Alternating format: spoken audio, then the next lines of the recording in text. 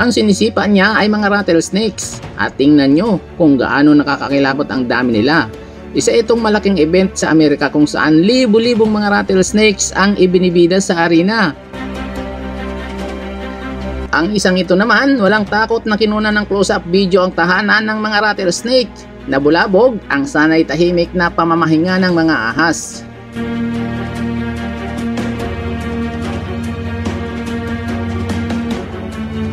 At nung lumipat siya sa kalapit nitong hukay, ay marami pang nagkukumpulan ng mga rattlesnake.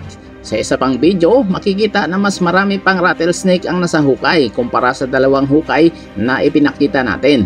Sa sobrang dami nila ay nakakakilabot itong tingnan. Isang rattlesnake nga lang ay nakakatakot na, paano na kaya kung hindi mo na mabilang?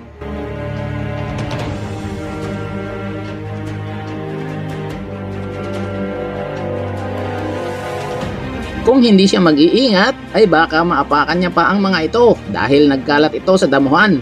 Ang mga video ay in-upload ni Michael Delaney. Nakuna niya ito sa Montana, USA. Agresibo man tingnan ng mga rattlesnake pero karamihan ay umiiwas kapag nilalapitan na ng kamera. Pero may ilan din na talagang nanunuklaw. Ito ang rattle o yung pinakadulo ng buntot ng rattlesnake at ito ang loob nito. Akala ko dati merong parang maliliit na mga bato sa loob pero yun pala halos halo ang loob nito.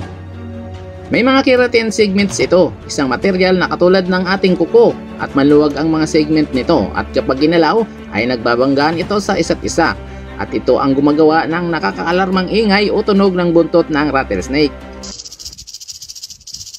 Napakarami pang rattlesnake din ang nakuhanan ng video sa Amerika. May mga nasa bato, meron din sa ilalim ng abandonadong kubo. Ang rattlesnake namang ito ay kakaiba ang kulay at napakalaki pa. Ang isang ito naman ay akala mong mahimbing na natutulog pero bigla palang aatake. Balikan natin itong ipinakita nating rattlesnake event sa Amerika kanina. Ano kaya ang ginagawa nila sa libo-libong mga rattlesnake? Sa lungsod ng Sweetwater, Texas, ginaganap taon-taon tuwing Marso ang World Largest Rattlesnake Roundup na dinadagsa ng mahigit kumulang 25,000 visitors. Pero ano nga ba ang Rattlesnake Roundup? Ang event na ito ay itinatanghal bilang fun for the whole family. Nagsimula ang Roundup noong 1958 at isa na itong commercial na attraction ngayon kung saan libo-libong rattlesnake ang hinuhuli mula sa kanilang natural na habitat. During the event, ang mga ahas ay itinatambak sa masisikip na crates. Pinapanood ng publiko habang tinatanggalan ng venom, pinupugutan ng ulo at binabalatan. At mayroon ding snake meat eating contest at barbecue cook-off. Ang mga balat naman ng mga rattlesnake ay ginagawang iba't ibang produkto gaya ng belts, wallet at boots. May mga dumadalo din na isinasawsaw ang kanilang mga kamay sa inipong dugo ng rattlesnake para maglagay ng handprint sa pader. Malaki raw ang naitutulong ng Rattlesnake Roundup sa publiko. Una, nakakagawa at nakakaipon raw sila ng anti-venom, ang mga venom na na-extract galing sa mga rattlesnakes. Pangalawa, ang event ay isa daw population control upang hindi dumami ang mga rattlesnake na nakakagambala sa mga farmers at mga residente. At ang pangatlo, for educational purposes, para magkaroon ng awareness ang publiko tungkol sa mga rattlesnakes. Isa na dito, ang safety at tamang pag-handle nito. Pero marami rin ang mga kritiko sa event na ito. Ayon sa mga animal advocates, ang event na ito ay parang tinuturuan ng publiko na cruelty is fun. Tinuturuan ng kabataan na okay lang pahirapan at patayin ang mga hayop for fun.